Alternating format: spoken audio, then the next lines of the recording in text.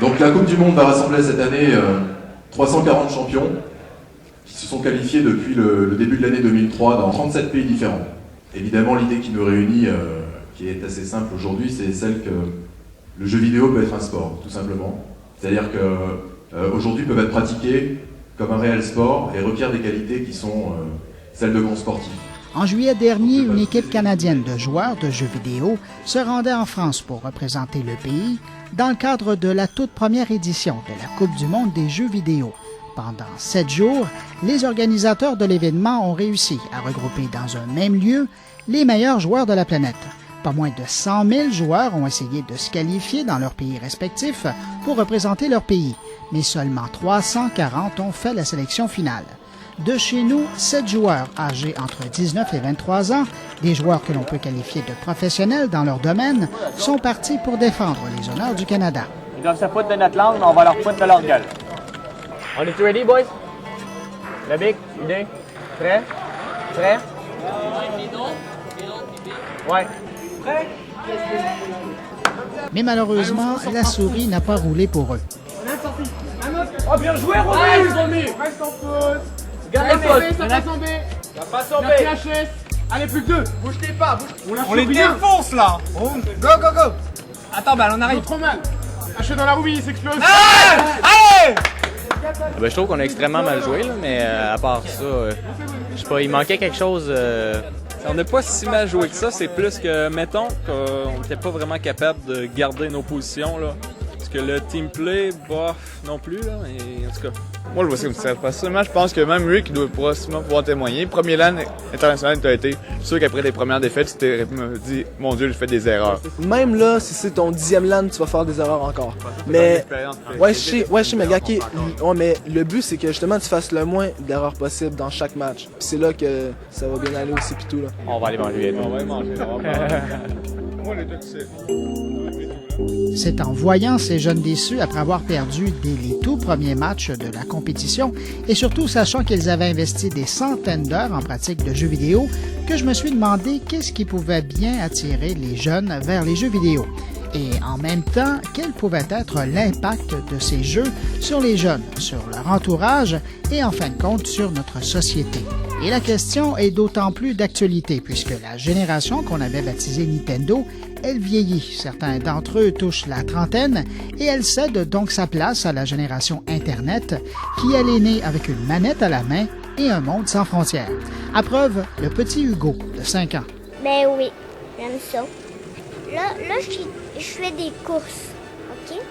Et moi, je suis deuxième présentement. Ah, là, je suis premier. Mais j'essaie d'être le premier à cause que c'est une course. Et mon vaisseau, il est en rouge. Là, je viens de terminer la course.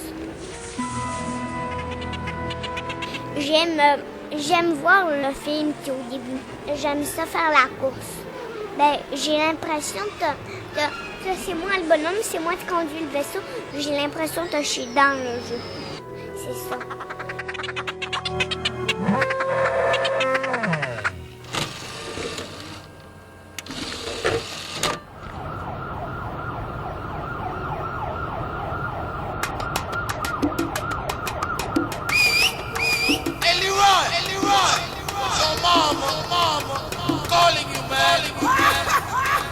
Alors, qu'est-ce qui peut bien attirer les enfants, les adolescents et même les plus grands enfants vers ce monde virtuel du divertissement? 3 spécialistes sur le sujet, 3 explications différentes. D'abord, Mary Farmer, neuropédiatre, Denis Talbot, chroniqueur de jeux, et Hervé Fischer, sociologue et philosophe. Je pense que c'est premièrement la fascination, donc une fascination de la technologie et puis un désir d'indépendance, d'autonomie par rapport aux grands. Puis peut-être aussi le désir d'évasion, d'évacuer le stress ou de s'évader, mais de jouer et de devenir autonome par rapport aux choses et puis de progresser par rapport à soi-même. C'est une espèce de défi. Il y a des gens qui détestent ça, carrément. Moi, c'est le contraire, j'adore ça. Ce que j'aime beaucoup là-dedans, c'est que ce soit un jeu qui est très prenant, comme par exemple Civ 2 ou encore la série de Age of Empires, voilà le nom que je cherchais. Ça, c'est des jeux qui sont très absorbants. Tu rentres là-dedans, t'aimes ou t'aimes pas. Moi, pourquoi j'aime? Parce que justement, ça me fait oublier une certaine pression du travail. Moi, je m'amuse follement. Ce qui fait que j'aime ça, c'est que le temps s'arrête. On peut y jouer en équipe. On peut se faire des amis virtuellement aussi. Inviter les vrais chums au travail, tu les amènes chez toi. Tu dis, on s'attend-tu de jouer une partie ce soir en réseau? Ils viennent chez vous.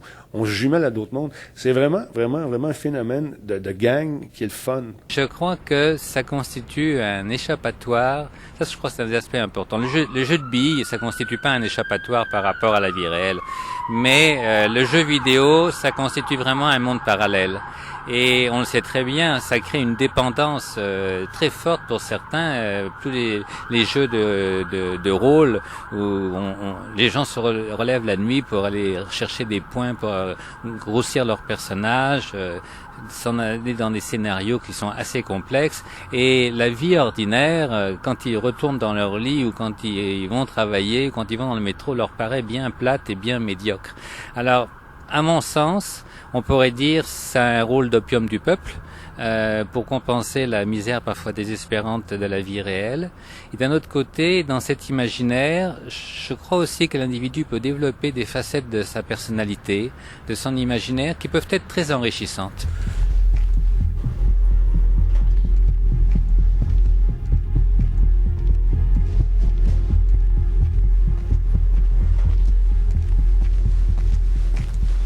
Et les fabricants de jeux vidéo le savent bien. Mathieu Ferland est producteur de jeux vidéo. Oui, il y a des recettes secrètes. En fait, c'est beaucoup une question de marché, une question d'opportunité aussi. C'est d'aller chercher des sujets qui intéressent les gens au moment où ça les intéresse. Donc, comme développeur, il faut anticiper parce que les productions durent environ 2 ans. Donc, il faut toujours essayer de voir qu'est-ce qui va marcher dans 2 ans. Donc, on a fait beaucoup d'études, beaucoup d'analyses à ce niveau-là. Et tout comme dans le cinéma, on essaie de viser un public cible le plus large possible, mais il faut aussi faire attention à une catégorie de joueurs qu'on appelle les hardcore, qui vont se procurer la majorité, voire la moitié des jeux de toute l'industrie en termes de marché. Donc, faut pas négliger ces gens-là non plus. Et après, en termes de des recettes de développement, c'est d'essayer de garder le joueur à l'intérieur du jeu, comme on peut garder un cinéphile à l'intérieur d'un film. Et pour faire ça, il y a différentes procédures, il y a différentes méthodes d'apprentissage et de défis qu'on va donner aux joueurs pour le garder, et aussi évidemment de récompenses qui vont, on l'espère, lui apporter une grande satisfaction et qui vont le pousser à continuer plus loin dans le jeu, quoi.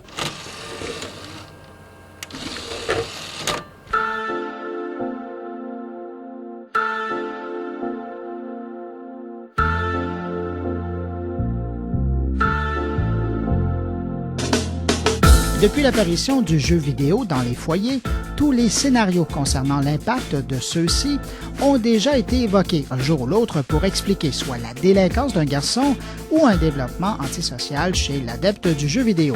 Qu'en est-il vraiment? Eh bien, d'abord, clarifions une chose. Selon une étude de l'Agence de renseignement américaine qui s'est penchée sur les cas de tueries survenus dans les cours d'école depuis 70, sur 41 cas étudiés, dans seulement 5 cas, les jeunes tueurs jouaient à des jeux vidéo violents et même dans ces cas-là, le service de renseignement ne croit pas que ces jeux ont mené aux actes violents. Alors, quel est l'impact réel des jeux vidéo sur le cerveau et sur le développement des joueurs? Eh bien, Marie Farmer est neurologue et pédiatre en France et s'intéresse depuis de nombreuses années à l'impact des jeux sur le développement des enfants et des adolescents. C'est ta première journée?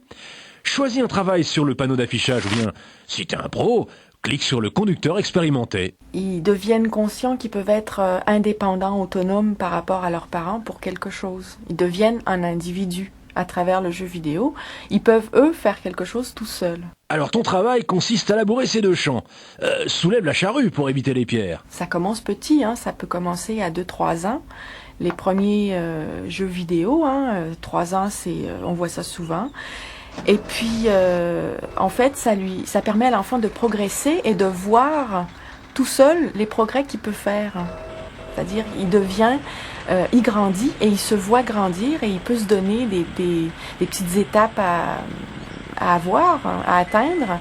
Et puis, il voit un petit peu le progrès qu'il fait, puis ça l'aide à progresser. Cliniquement, mais plus au niveau, je pense, de la société, les enfants entre eux t'es rendu à quel niveau. Ça permet aussi de voir un petit peu de compétition avec les enfants. Ils ont des façons de se juger qui sont différentes de nous, en fait. Et puis ça installe un peu comment je pourrais dire, la hiérarchie des jeunes par rapport à ça. Les jeux vidéo, c'est un critère parmi d'autres. Est-ce que ça vient remplacer quelque chose qui était là auparavant? Parce que, bon, leurs parents n'avaient pas les jeux vidéo. Les parents n'avaient pas les jeux vidéo, mais dans le temps, il y avait les billes en France. Chez nous, c'était pour les petites filles, la corde à sauter, l'élastique, le Mississippi. C'était quelque chose qui mettait une hiérarchie en dehors de la classe, bien sûr. Il y avait les travaux scolaires où tu avais les premiers de la classe, les derniers de la classe, tout ça. Le jeu vidéo vient se mettre là-dedans, entre un petit peu la classe et les jeux complètement en dehors de l'intellect. Il fait appel à une dextérité, donc à une partie de l'hémisphère droit du cerveau, tout ce qui est dextérité, manuel, tout ce qui fait appel aux mathématiques, logique. Et il fait appel aussi à l'hémisphère gauche, l'intelligence pure. Alors, qu'est-ce qui te tente?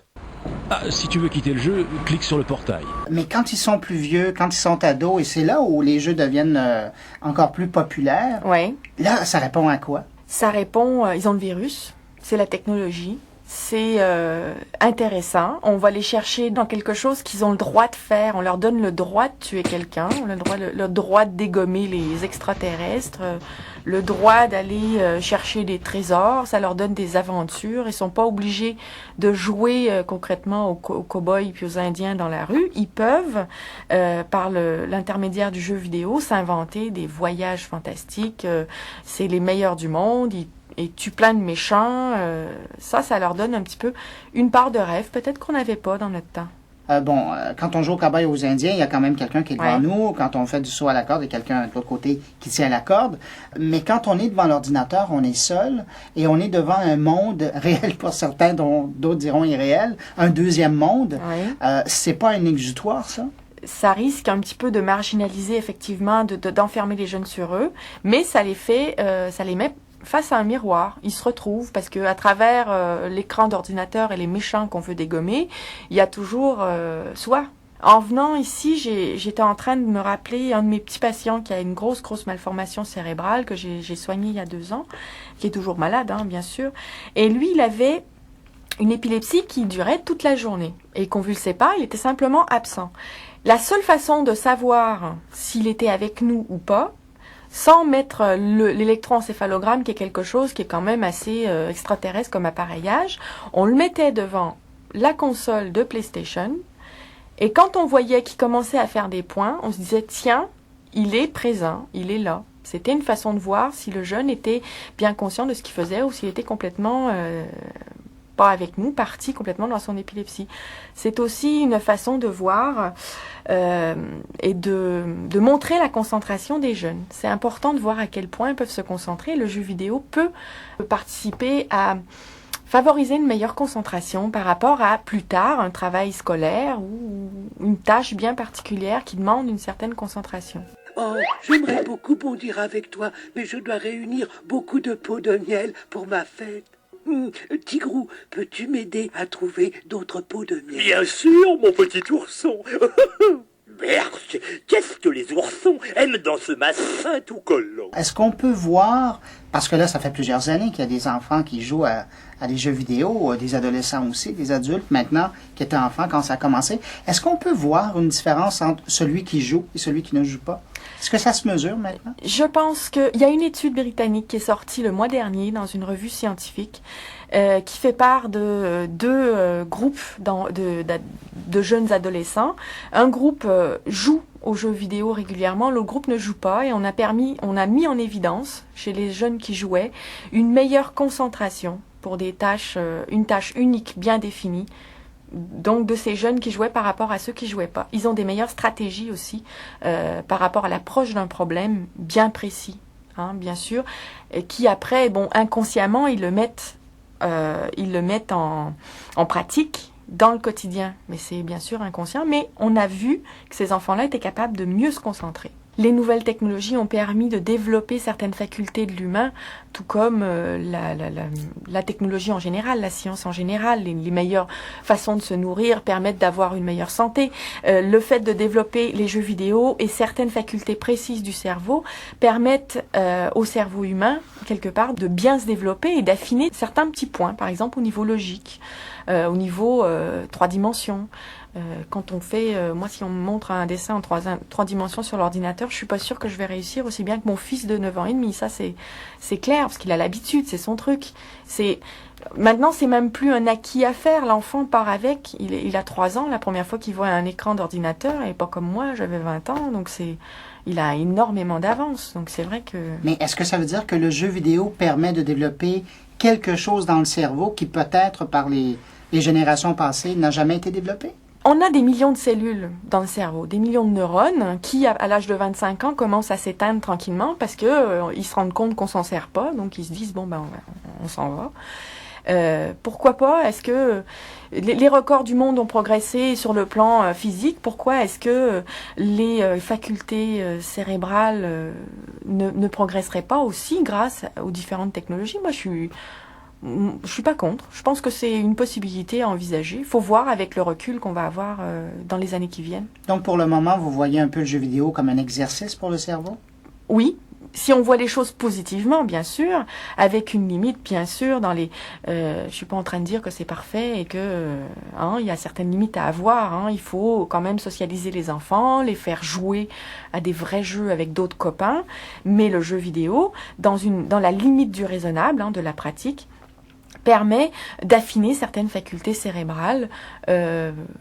Même, il faut dire que certains enfants ici, en France, qui ont des problèmes particuliers d'apprentissage, on ne va pas rentrer là-dedans, on leur donne un outil informatique pour leur permettre d'avancer sur le plan scolaire. Bonjour, Coco Lapin. Je dois retrouver la roue de ma brouette pour que je puisse récolter toutes mes carottes. Tigrou, va me la chercher s'il te plaît. Salut, Coco Lapin. J'ai trouvé la roue de ta brouette. Hurrah! Tu as réussi! Merci, Tigrou.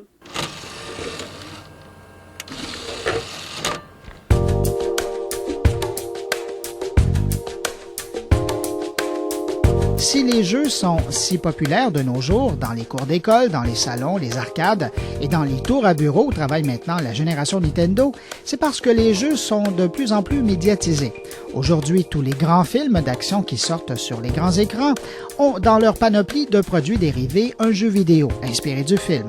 Et dans certains cas, comme dans Espion en herbe 3, c'est carrément le film qui tourne autour du jeu, à moins qu'il ne soit tout simplement sa version cinématographique, comme c'est le cas avec les 2 films tirés des aventures de l'héroïne numérique Lara Croft, interprétée à l'écran par Angelina Jolie. Time to save the universe again then, is it? Absolutely. Tomb Raider. Et en parallèle, il y a la presse spécialisée. Peu présente au Canada, la presse du jeu vidéo est très active aux États-Unis et en Europe. Ici au pays, il existe cependant des exceptions et Denis Talbot, un des chroniqueurs les plus réputés dans le domaine, a même son émission de télévision sur le sujet, en plus de chroniques dans des magazines et un livre sur le sujet. Selon lui, les jeux vidéo d'aujourd'hui sont arrivés à une telle complexité et un tel raffinement quant à la représentation d'une réalité à l'écran que certains jeux peuvent même faire oublier que l'on joue à un jeu. Denis Talbot. En fait, avec les nouvelles technologies, ça devient de plus en plus, je dis pas facile, mais de plus en plus réel. Les textures maintenant sont belles, c'est à s'y méprendre.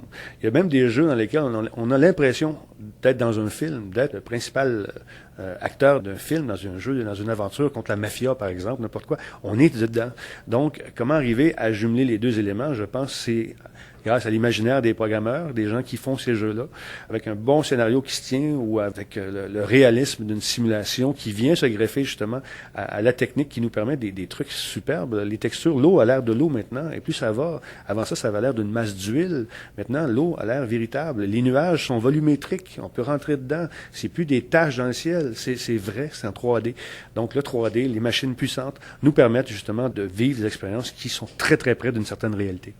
quand tu commences à jouer, tu rentres dans un univers virtuel dans lequel tu oublies tous tes petits tracas et tu t'amuses beaucoup. Pour moi, tu viens de marquer des points. C'est un excellent jeu. C'est un jeu qui te fait vivre des sensations autant que des sensations que tu pourras aller chercher à l'extérieur. Ça, c'est bien, bien trippant. Moi, je suis pilote d'avion et je t'avoue, vivre les mêmes sensations en finale lorsque j'arrive dans un simulateur de vol virtuel que lorsque je le fais pour le vrai. Tu sais, l'atterrissage est très important, il y a un paquet de trucs à vérifier et on vit la même chose. C'est le propre d'un bon jeu, je pense, nous faire oublier le réel pour nous absorber dans le virtuel.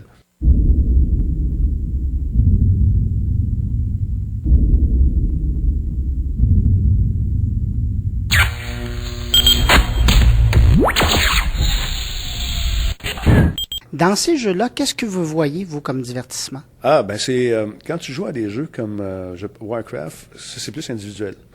C'est vraiment un phénomène de stratégie. Là, il faut que tu penses plus vite. C'est comme une partie d'échecs, mais en 3D. Tes pièces, tes bonhommes, il faut les construire selon un arbre technologique très précis. Si tu manques une étape, lui, il ne manquera pas l'étape. Lui, il va te ramasser. Alors, il faut que tu prévois tes défenses. Je compare beaucoup ça aux échecs, à ce niveau-là.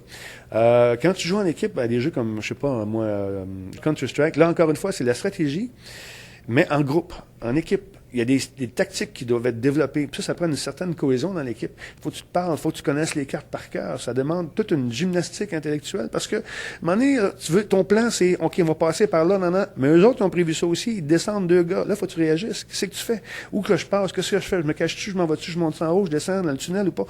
Tout ça fait en sorte que c'est une gymnastique. Tant que la partie n'est pas finie, il faut que tu réagisses par rapport à action-réaction. Et c'est pas plus violent que de jouer une partie de hockey ou de baseball. Comment pourriez-vous décrire l'évolution des consoles et de l'univers du jeu vidéo? Quand, au tout début, il n'y avait pas beaucoup de consoles et le marché était assez redondant. C'est tout le temps les mêmes affaires qui sortaient. Maintenant, avec l'avènement des consoles, depuis que je suis tout petit, qu'il y a eu 2 ou 3 consoles en même temps dans le marché. Puis ça, c'est bon parce que ça stimule. Ça stimule beaucoup, beaucoup, beaucoup l'industrie du jeu. Puis on tente toujours de se dépasser. Présentement, tu as la Xbox qui est là, qui fait une chaude compétition à la PS2, qui prépare sa PS3. La GameCube est là. Le GameCube va réagir, c'est sûr, par rapport aux 2 autres consoles. Puis ça fait en sorte que les concepteurs de jeux doivent travailler fort pour trouver des nouveaux concepts. Les shooters, là, ouvre une porte, ferme une porte, sur du monde, ferme une porte. Ça, on devient lassé de faire ça. Il faut trouver une façon autre d'impliquer les gens. Il faut impliquer les gens, trouver d'autres façons. Puis c'est ça qui est bon. Ça stimule l'économie. Plus il y a de joueurs là-dedans qui se font la compétition dans le marché des consoles, plus que l'économie est stimulée, plus que l'argent roule, plus que les jeux vont devenir, à mon avis, intéressants. Et quand ils nous présentent un beau jeu plate, c'est ma job de le dire pour le rentrer dedans.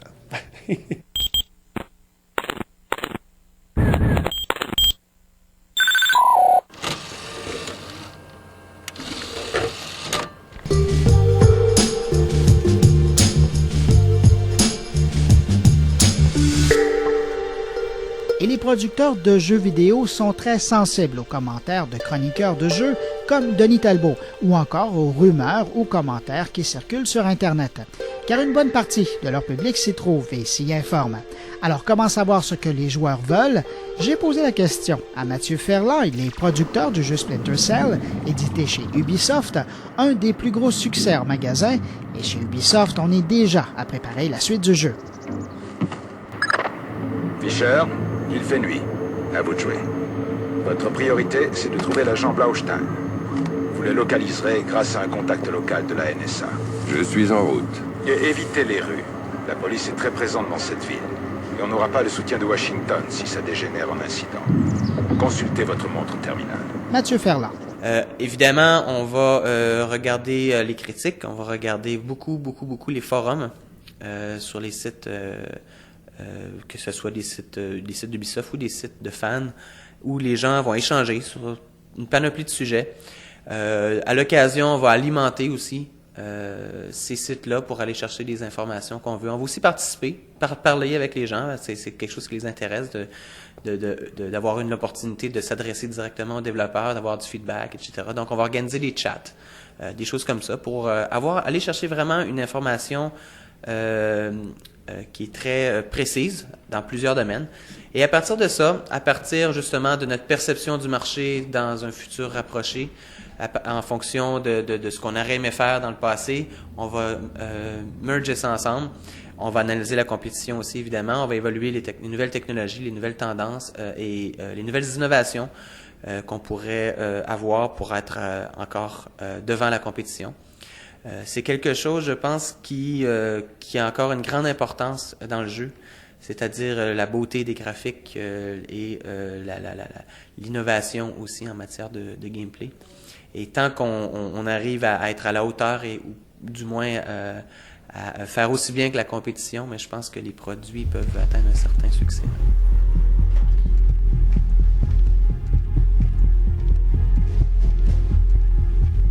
Vous le disiez en début d'entrevue, vous gardez en ligne de compte quand vous développez un jeu, les hardcore gamers et le public, pour essayer d'aller dans un plus vaste marché possible. Mais quand vous développez un jeu, avez-vous un profil? Pensez-vous à quelqu'un? Ben, ça dépend du type de produit qu'on va développer, c'est certain. Il y a quelques années, on développait beaucoup de jeux pour enfants. J'ai déjà travaillé sur des franchises pour Walt Disney. En ce moment, on travaille sur Warner avec Batman. Donc, le producteur, le game designer, dans ce cas-ci, va se mettre dans la peau de son petit frère, va se mettre dans la peau de son petit neveu ou un truc comme ça.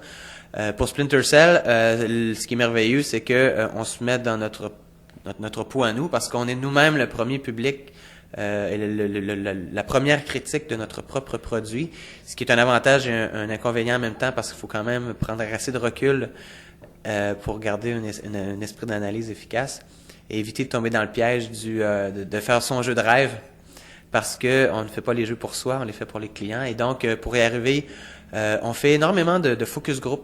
Donc, très tôt dans le développement, très tôt dans le processus, on va inviter des joueurs potentiels, dans un premier temps pour faire des focus group sur des idées, et dans un deuxième temps pour faire des playtests carrément. Donc, on va observer la façon dont ils jouent, on va observer les contrôles, on va observer leurs réactions sur le visage, on va calculer le temps qu'ils vont passer pour franchir certains obstacles.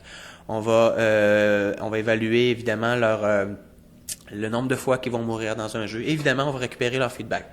Et c'est à partir de ces observations-là qu'on va peaufiner le travail, des fois on va tout effacer dans un environnement. C'est-à-dire que oui, par exemple, on fait un environnement, j'en sais rien, dans une raffinerie de pétrole. L'environnement est bien, c'est bien dans le scénario, c'est intéressant, sauf que la façon dont les gameplays ont été faits, la façon dont l'environnement a été aménagé ne correspond pas. C'est pas bien rythmé, ça correspond pas en fait à ce que le joueur veut voir. Alors dans certains cas, on va tout reprendre à zéro, on va refaire et on va retourner par la suite à d'autres playtests pour avoir le meilleur feedback possible. Puis c'est comme ça qu'on va réussir à quelque part garantir que notre produit va du moins être jouable et apprécié de la part des joueurs. Après, c'est sûr que c'est une question de positionnement, c'est-à-dire est-ce que notre super-héros a tous les attributs nécessaires pour être attirant, pour connaître un certain succès auprès du marché cible. Est-ce que la campagne marketing, est-ce que tout l'appui, tout le support promotionnel est suffisamment efficace pour supporter le titre? Et donc après ça devient une stratégie très corporative. Certaines compagnies vont pousser certains titres plus que d'autres. Dans le cas de Splinter Cell, on était chanceux, c'était un des produits forts. Alors, on a eu les résultats qu'on a eu aussi à cause de la promotion qu'il y a eu derrière, des efforts promotionnels. L'ascenseur est en mouvement. Utilisez le micro-laser, Fisher. On dirait qu'on vient de retrouver les intradermiques. J'aime pas quand les méchants se mettent à discuter chirurgie. Il va nous falloir plus de données. L'ordinateur de Nicoladze? Bien vu. Entrez dans son bureau et piratez son ordinateur. Si vous déclenchez des alarmes, ce n'est plus très grave. On entre dans le cadre de la 5e liberté.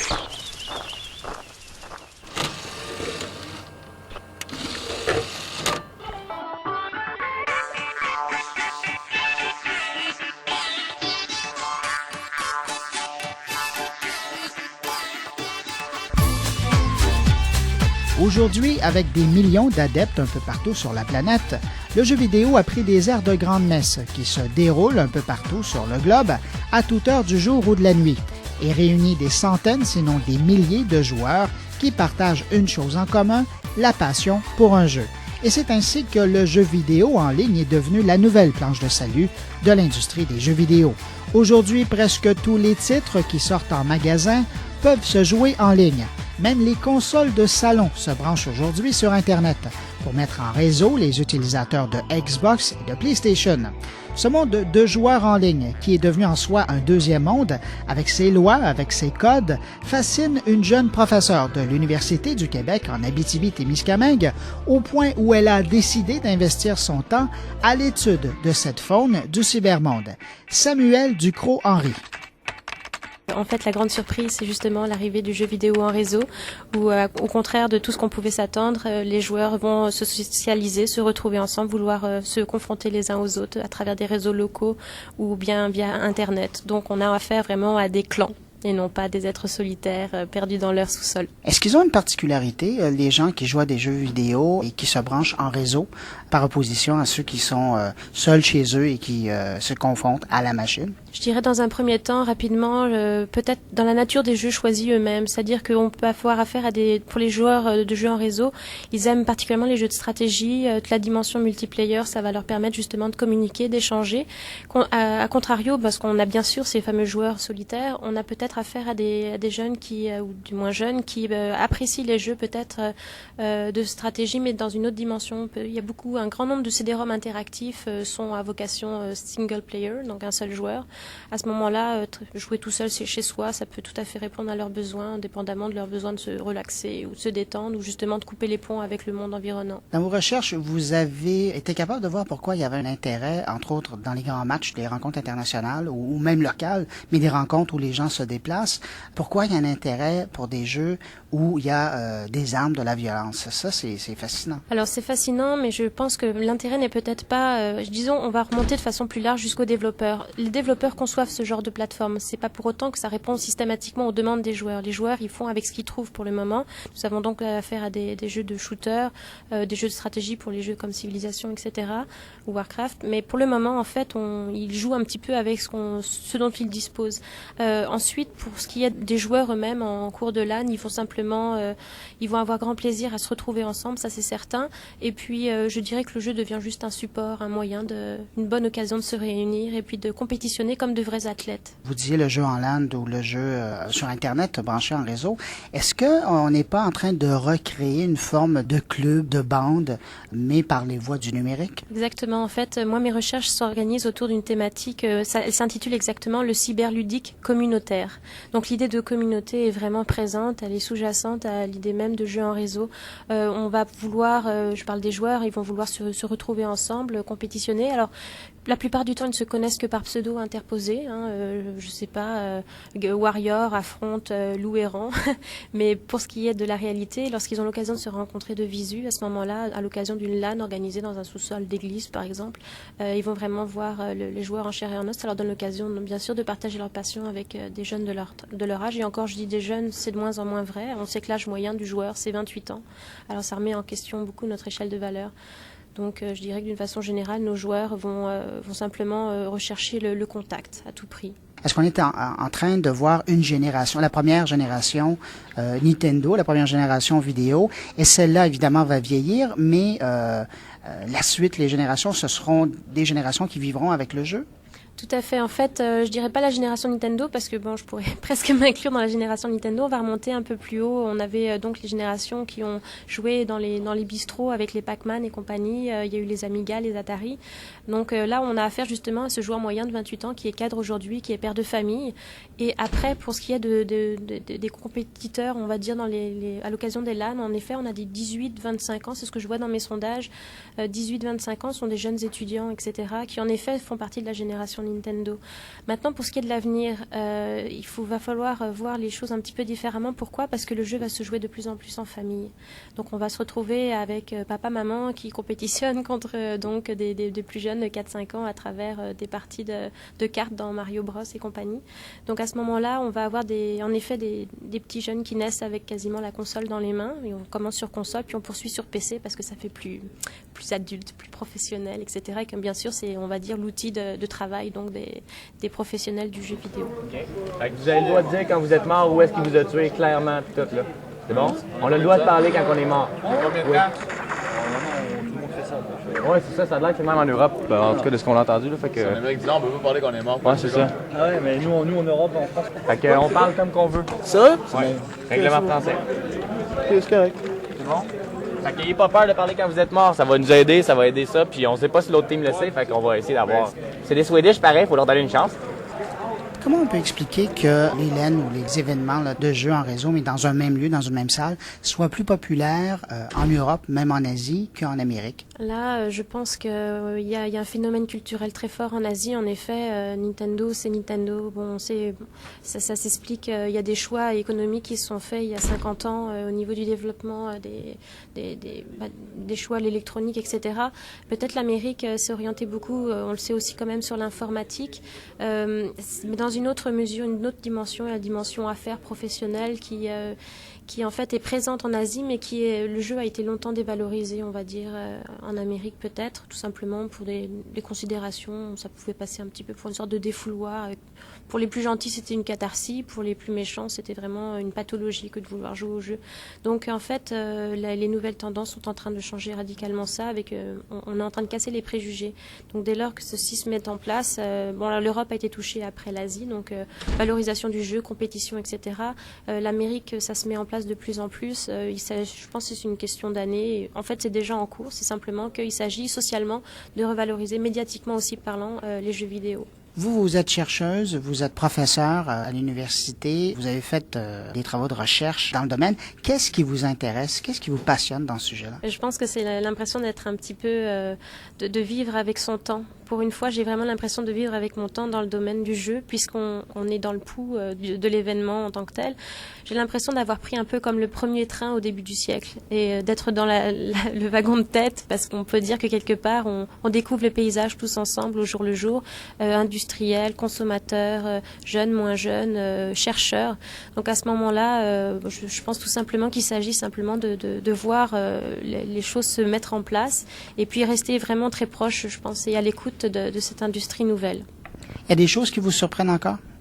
Toujours, tous les jours en fait, que ce soit les nouvelles, les dernières nouveautés technologiques, mais surtout peut-être ce qui me surprend le plus, c'est cette espèce de mobilisation, de solidarité entre jeunes pour cette passion qui devient le jeu, un authentique sport, on va dire. Quand on voit jouer des heures durant, on va dire, ces athlètes de haut niveau où le réflexe est tellement instantané qu'on pourrait penser que c'est de l'ordre de la pensée, vraiment, de la communication quasiment intuitive entre coéquipiers.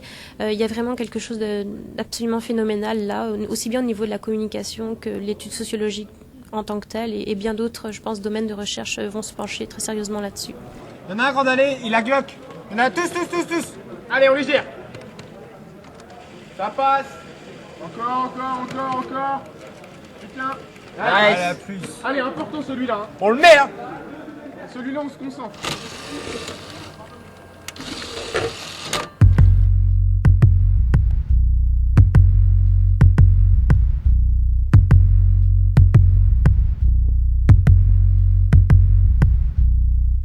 Mais l'arrivée de cet univers du jeu vidéo en réseau n'a rien pour rassurer les parents qui trouvent que leur enfant passe déjà trop de temps devant l'ordinateur ou la console de jeux vidéo. Mis à part le fait que certains joueurs passent effectivement peut-être un peu trop de temps dans ce deuxième monde et pas assez avec les siens, certains iront même jusqu'à développer une dépendance avec le jeu. Est-ce qu'il ne s'agit pas également d'un problème de génération entre le jeune joueur et ses parents? Voici le point de vue de Denis Talbot, Samuel Ducrot-Henry et de Marie Farmer. Moi, je fais toujours un parallèle. Quand je suis arrivé chez nous, je me souviens, j'ai acheté un four micro-ondes à mes parents. À l'époque, ça venait de sortir. Mon père m'a dit, ça ne rentrera jamais ici dans la maison, cette affaire-là. Pourquoi, père? C'est dangereux. Tu sais, bon, les jeux vidéo sont arrivés, puis vite à part ça. Ça a comme envahi le marché. Les gens ont accroché tout de suite. Mais les parents qui connaissent pas ça, ça peut être craintif de voir son jeune jouer, puis ils comprennent pas. L'Internet, quand tu commences là-dessus, les petits gars, comme petites filles commencent à chatter à 12-13 ans. Non seulement il y a le phénomène de gang dans le cours d'école, mais ce phénomène de gang-là se transporte le soir après les devoirs. Là, ça chatte, ça écoute la TV, puis souvent, ça parle au téléphone en même temps pendant que le pagette sonne.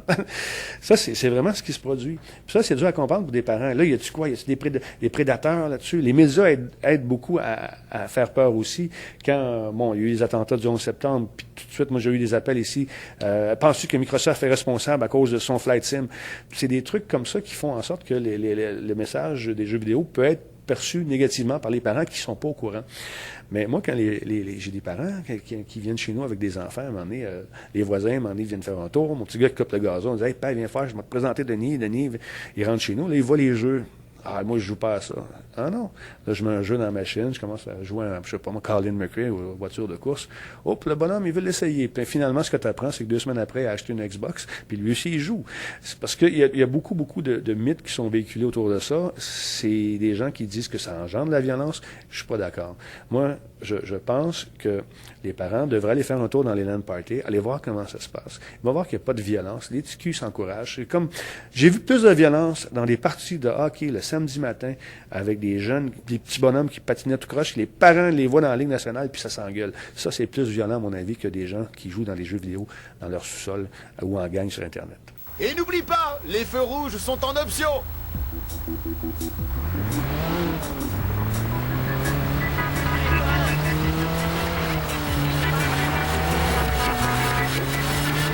L'enjeu, il est vieux en fait. L'enjeu, il relève au poids la question du choc de l'image, le poids de l'image, la force de l'image. Donc l'inquiétude du parent qui s'inquiète bien sûr, qui s'inquiétait déjà à l'origine avec la télévision ou simplement avec les livres, de la force d'une image violente ou aliénante, etc. Donc à partir de ce moment-là, le jeu vidéo fait juste répéter encore une fois cette même inquiétude. Maintenant, je pense qu'avec la dimension du jeu vidéo en réseau, on est en train de changer beaucoup la donne parce qu'en fait, les parents vont peut-être être invités à prendre partie invités à participer, à compétitionner contre leurs jeunes, donc à travers des jeux plutôt enfantins et pas toujours violents. Faut pas penser qu'il y a que ça. SimCity, grand vendeur l'année dernière, plus gros vendeur de jeux vidéo. C'est un jeu de stratégie très sympathique, très convivial. Donc dès lors qu'on peut commencer à faire participer nos parents, tout simplement, ben, on est capable de partager une même culture. Donc pour le moment, il y avait un problème de partage de culture du jeu. Donc ça se met en place encore une fois. Il faut bien se dire que si on progresse comme ça tous dans la société, les jeux vidéo aussi vont progresser et il y a d'autres choses qui vont nous arriver sur la tête et que nous, on sera grands-parents à l'époque, on va rien comprendre de ce qui se passe et les parents vont être toujours dépassés par les nouvelles choses qui vont arriver, les nouvelles technologies et à mon avis, ils vont être comme nous, ils vont reproduire le même schéma parce qu'on reste à la base quand même des humains.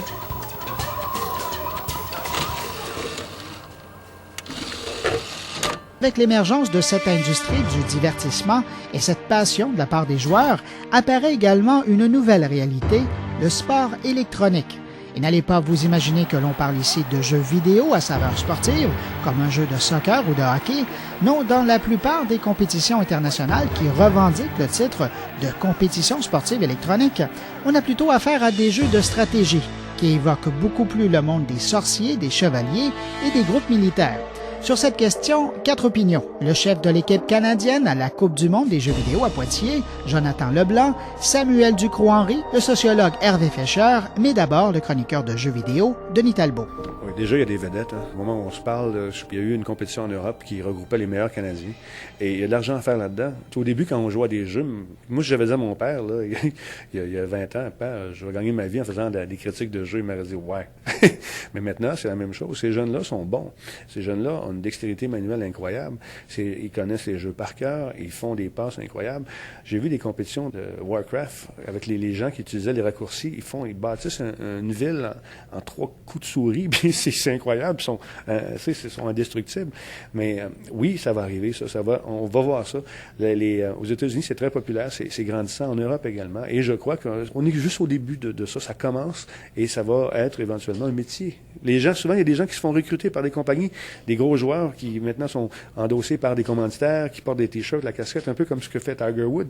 Mais là, on le fait de façon virtuelle. Mais ça s'en vient tranquillement. Il y a plus d'équipes. Si on regarde déjà, là, 2 ans et demi environ, il y avait une équipe qui était professionnelle, entre guillemets, mais qui était plus une équipe d'amis qui était très performants ensemble que d'autres choses qui étaient X3 dans le temps. Mais maintenant, il y a d'autres équipes qui commencent vraiment à se former.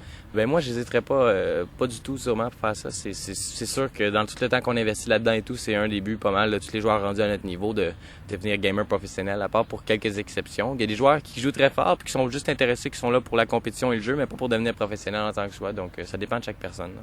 moi. Je pense que dès lors qu'il y a, je dirais, des spectateurs, puisqu'on parle vraiment, non seulement, c'est pas simplement une compétition sportive qui se passerait à huis clos comme une table de poker, on va vraiment avoir, c'est de l'événement, puisqu'en fait la partie se déroule entre joueurs, mais également devant des spectateurs qui on pourrait dire assistent quasiment à un film en direct avec des joueurs dont on est le héros, dont les autres sont les héros. Donc à partir de ce moment-là, c'est une redéfinition du médiatique, de l'événement, on va dire de l'événement de masse. Donc c'est une nouvelle forme de cinéma, on pourrait dire. Alors ça prend du temps pour se mettre en place. L'Amérique, bien sûr, a senti le marché. Donc on voit l'émergence de nouvelles salles, de nouvelles dimensions. Mais en effet, il y a un décalage. Bien sûr, on parle de la Corée, 23 000 salles de jeux en réseau dans les rues. On va parler d'athlètes professionnels qui touchent jusqu'à 100 000 euros. En Europe, je pense que l'Europe, peut-être du fait aussi de la population immense, variée, tous les pays européens, Hollande, Pays-Bas, France, Allemagne et compagnie, on a quand même un gros bassin de population jeune qui est très à l'écoute peut-être de l'Asie et de toutes les dernières trouvailles électroniques. Donc ça a peut-être expliqué aussi l'espèce d'entre-deux entre l'Asie et l'Amérique. Ça s'en vient tranquillement. Ça fait déjà quelques années qu'il y a des grandes rencontres de joueurs, notamment aux États-Unis, et puis les Olympiques du jeu dont Séoul veut faire la promotion. Il faut voir les Jeux de Séoul, tout le rituel qu'il peut y avoir autour de ça. Ces rituels-là, ça vaut bien, à mon avis, les Olympiques d'aviron ou les Olympiques de n'importe quel autre sport. Je trouve ça très intéressant qu'il y ait cette rencontre, de ces communautés qui se créent, de cette compétition qui se fait entre ces gens-là, des rencontres des diversités culturelles. Parce que c'est aussi une chose qu'il faut signaler, le cybermonde des jeux reflète différentes cultures. Oui, peut-être, jusqu'à quel point, peut-être pas. D'ailleurs, de toute façon, c'est étonnant comme les gens en même temps sont absolument bloqués sur un écran et oublient le monde extérieur, puis en même temps, la façon dont ils s'animent, l'intensité, la fièvre qu'il peut y avoir là. Alors, c'est des phénomènes un peu extrêmes. Ça mérite des Olympiques du jeu vidéo, et pourquoi pas à Poitiers une autre année ou à Montréal. Oui, ça va venir, j'en suis convaincu. C'est bien aussi intéressant que les grandes compétitions de jeux d'échecs ou de bridge, non?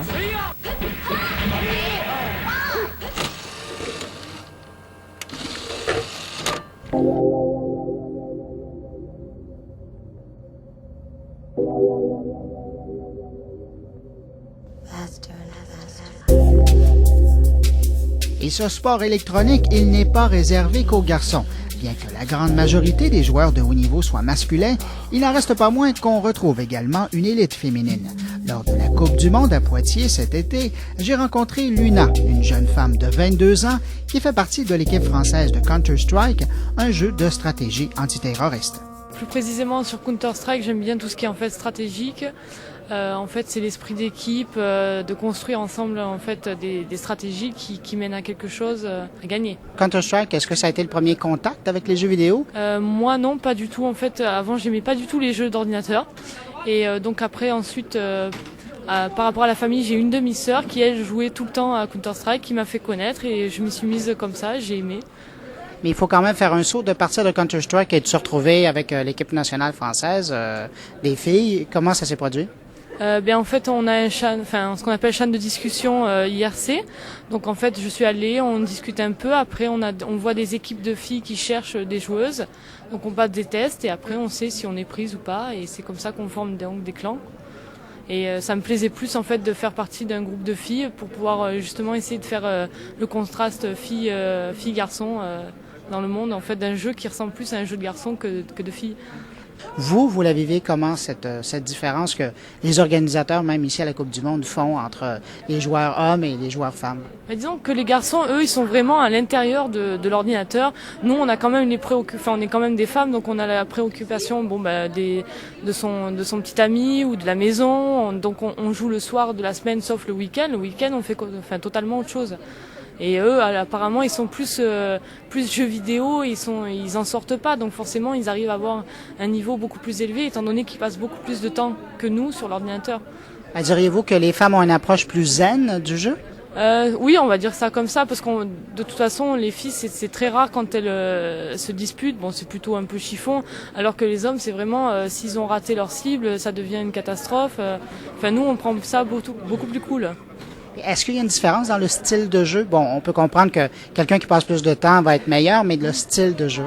Les stratégies se ressemblent quasiment toutes parce que les cartes sont pas si grandes que ça, donc c'est vrai qu'on adapte souvent les mêmes stratégies, tous, que ce soit filles ou garçons.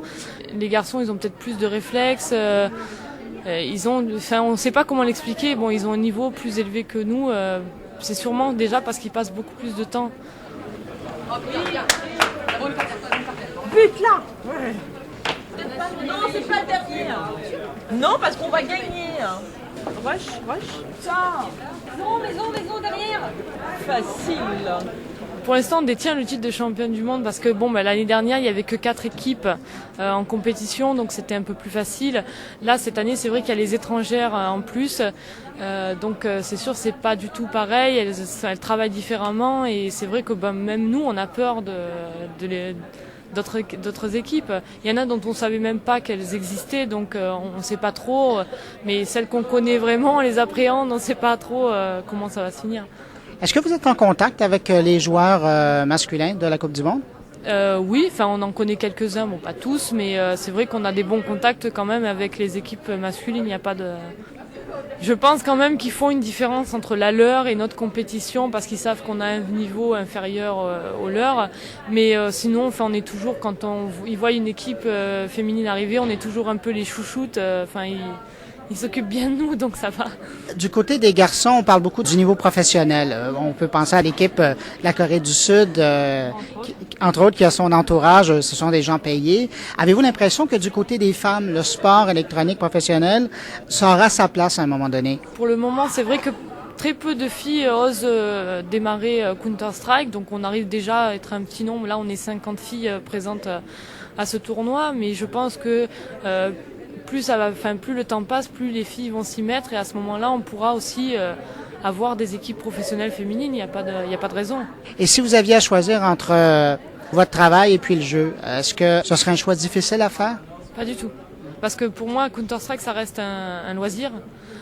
C'est vrai que j'y passe du temps, je m'investis, ça m'empêche pas d'être à fond dans mon équipe, mais c'est pas pour autant que je dirais tiens, aujourd'hui je vais pas travailler parce que je préfère jouer à Counter-Strike. Non, pas du tout. Écoutez, merci beaucoup pour votre temps. Je vous laisse retourner aux pratiques et puis bonne Coupe du Monde. Merci. But là. Ouais. Facile.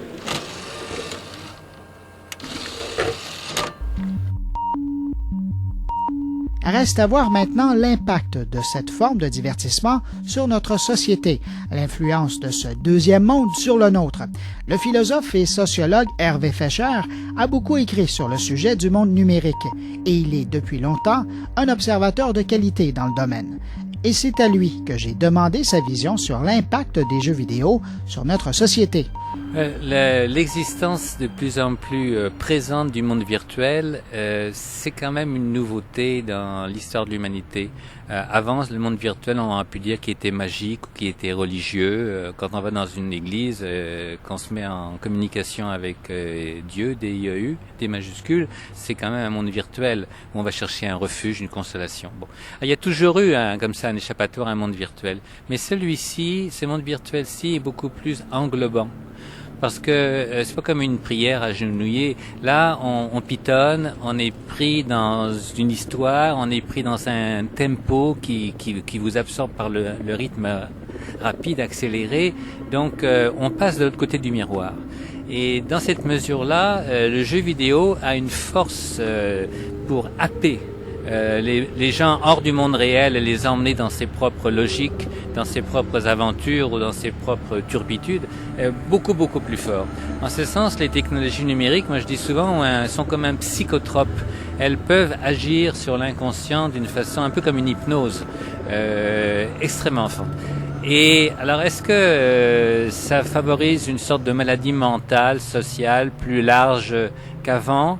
Je dirais que, sans faire des jugements sur la religion a eu un impact sur la vie sociale considérable. Les jeux vidéo n'auront jamais cet impact-là. En revanche, le jeu vidéo est une activité plus individualiste que la religion, et c'est peut-être pour ça qu'il n'y a pas la même dimension sociale. Mais oui, il me semble que Les jeux vidéo, c'est un petit peu un laboratoire par rapport à la vie sociale pour beaucoup de gens. On y expérimente ses pulsions, ses habiletés, sa créativité.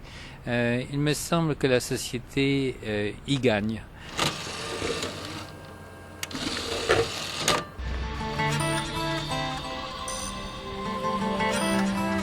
Il ne reste plus qu'à voir si cette vision, cette analyse de Hervé Fischer sera celle que nous aurons dans 50 ans lorsque viendra le temps de parler de l'impact qu'auront eu les premiers jeux vidéo sur notre société et ses enfants. Si vous désirez approfondir le sujet, entendre l'intégrale de mes rencontres avec les divers intervenants de ce documentaire, je vous invite à passer au site de Techno à radiocanada.ca/techno. Vous y retrouverez un dossier complet sur le documentaire.